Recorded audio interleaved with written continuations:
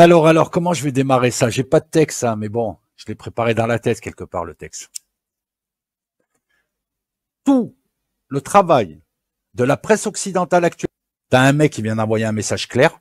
T'as un mec que tu as chauffé, t'as passé des lignes rouges. Aujourd'hui, il a posé sa, excusez-moi du terme, il a posé sa bite sur la table en disant on y va. Allez, on y va.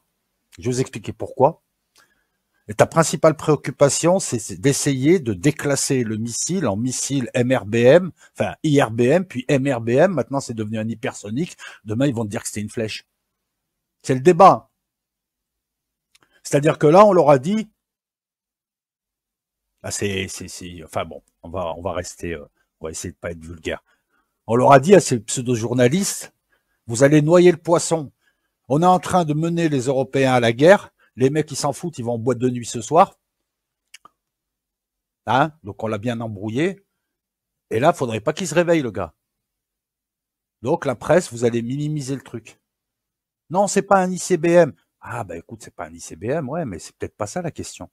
C'est un ICBM, c'est le RS-26 Roubaix retravaillé, et je vais vous expliquer comment, avec une trajectoire originale qui fait que même les Américains ne pouvaient pas l'arrêter. Voilà, c'est une nouvelle arme, une adaptation à la fois de l'ICBM et de la manœuvre hypersonique. Alors, juste aussi une chose, dès que quelqu'un te dit c'est un missile balistique hypersonique, tu as le droit de lui cracher à la gueule.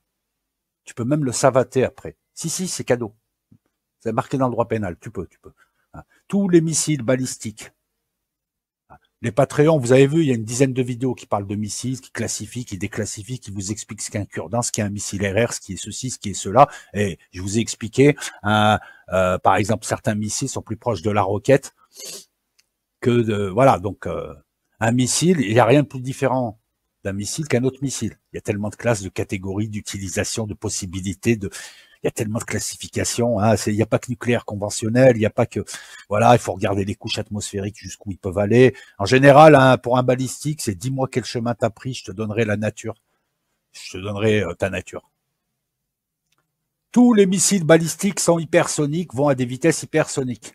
Tous les missiles balistiques vont à des vitesses hypersoniques. C'est le propre du missile balistique avec la trajectoire en cloche. Donc quand le gars il dit balistique hypersonique, crache-lui à la gueule. Ça retombe à 25 000, 30 000 km/h. C'est ce qui fait que ça remplace les bombardiers stratégiques des années 50. Au sein de ces missiles, effectivement, balistiques, donc trajectoire en cloche, tu as les ICBM, les missiles intercontinentaux qui n'ont jamais été utilisés, qui viennent d'être utilisés. C'est un missile intercontinental. Un missile intercontinental, jusqu'à avant-hier, c'était un missile qui pouvait aller à plus de 5500 km, avec certaines caractéristiques aussi de poids, de taille, ce qui correspond au RS-26 modifié en RHNIC. Et là, les gars, ils te disent non, ça n'en est pas un. Vous savez pourquoi? La seule chose qu'a dit Washington, c'est non, c'est un IRBM. Vous savez pourquoi? D'un côté, les Russes veulent être légalistes, parce que pour utiliser un ICBM, il faut respecter un certain nombre de protocoles, avertir les autres, etc., etc. Et ça se fait pas comme ça. Et je pense que Poutine n'a pas envie que son missile soit un ICBM officiel. Donc il laisse dire. Par rapport aux Chinois, par rapport aux Indiens, par rapport aux autres. Tu balances pas ça comme ça. Hein, les Russes sont bloqués par les Chinois et les Indiens qui leur disent n'utilisez pas de nucléaire tactique. Hein. Ça fait 1 an qu'ils ont envie de l'utiliser. Ça aussi, je te le donne. Tu verras que ça ressortira, ça. Donc, tous les missiles balistiques sont hypersoniques. La particularité de celui-là, c'est que c'est un ICBM à qui on a donné une technologie, la technologie hypersonique, cette fois avec un grand H, c'est-à-dire la capacité pour un missile balistique de manœuvrer. Ce qu'il n'avait pas, il avait une trajectoire en cloche. Et là, il fallait tirer quelque chose de gros. Je vous explique le message après. Sur 800 km à peu près. Donc, ça suppose une trajectoire, une drôle de trajectoire en cloche, qui a été voulue, qui permet d'éviter tous les systèmes. Ah oui, je voulais vous dire aussi, en Europe, il y a peut-être un système qui peut arrêter ça, c'est les SAD. Si on te dit que les autres systèmes arrêtent ça, on se fout de ta gueule. Il n'y a aucun système. Le SAMPT, le Patriot, ils ne peuvent pas arrêter des IRBM ou des ICBM. Le mec qui dit l'inverse, il se fout de ta gueule. Et encore moins en redescente. D'ailleurs, il n'y a aucun système qui arrête un missile balistique en redescente. Ça va trop vite. Il y a des turbulences atmosphériques. Il y a des leurres. Il y a tout un tas de choses qui fait que les calculateurs ne peuvent pas... voilà. De plus, ce type de missile, donc vous avez vu la caractéristique, il est mirvé. Le mirvage, c'est quoi? C'est la possibilité de mettre plusieurs ogives dans un missile. On le voit ça sur Patreon.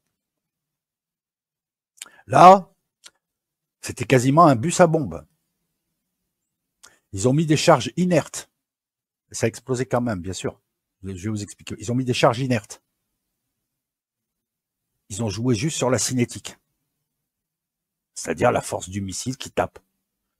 Le mirvage te permet donc de voler et à un moment donné, sur la trajectoire, quand tu redescends en atmosphérique, parce que souvent ce type de missile est en exo-atmosphérique, peut-être pas dans ce cas de figure, mais en général ils sortent. Quand ils sont en version ICBM pour aller sur un autre continent, tu traces une parabole qui fait que tu sors hors de l'atmosphère, avec un temps de vol à peu près le plus grand temps de vol c'est 25 minutes, et c'est là où en général tu tapes un ICBM, tu le tapes avec la technique hit to kill.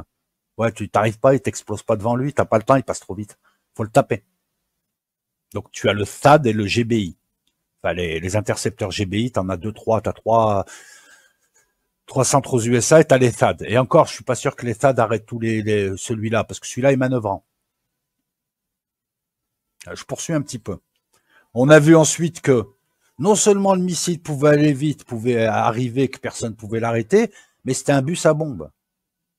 Et qu'en plus, il décide où tombent les ogives. Vous avez vu la précision du mirvage, elles sont toutes tombées sur, 200-300 mètres. Donc, je récapitule, on a un ICBM déclassé en un croisement d'ICBM, IRBM et hypersonique manœuvrant, la technologie hypersonique manœuvrante. Je parle pas de l'hypersonique vitesse, c'est-à-dire aller à plus de Mach 5. Ça, tous les balistiques le font depuis des années. Il est tiré sur un centre à Dniepro, là où sont fabriqués les missiles et là où arrivent certains missiles alliés. Il a été tiré en réponse aux agressions contre le territoire russe qui est normalement sanctuarisé par une doctrine nucléaire. Poutine a signé des décrets qui permettaient l'utilisation de la doctrine nucléaire. Et là, le tir que vous avez, normalement, les gens qui s'intéressent à la chose le savent, c'est un dernier avertissement. En France, c'était ça aussi. Tu tires à blanc. Et tu montres que tu es précis, que tu tapes où tu veux, quand tu veux, et que personne ne peut t'arrêter. C'est ça. Mais ça, ils te le disent pas, la presse. D'ailleurs, bizarrement, on voit plus de tirs sur la Russie. Et là, les Russes te montrent clairement que la prochaine fois, ils taperont avec des IRBM, avec des hypersoniques, ils taperont peut-être avec des charges nucléaires, va savoir, même si je pense qu'ils n'utiliseront pas encore le nucléaire parce que c'est pas encore assez gros, et s'ils doivent l'utiliser, je pense qu'ils passeront par l'étape, soit ils font péter un truc nucléaire dans une région déserte, genre l'île aux serpents, tiens, ils font péter un truc, dernier avertissement, soit ils feront une EMP au-dessus de Kiev, c'est-à-dire faire péter quelques kilotonnes au-dessus de Kiev pour cramer toutes les installations énergétiques.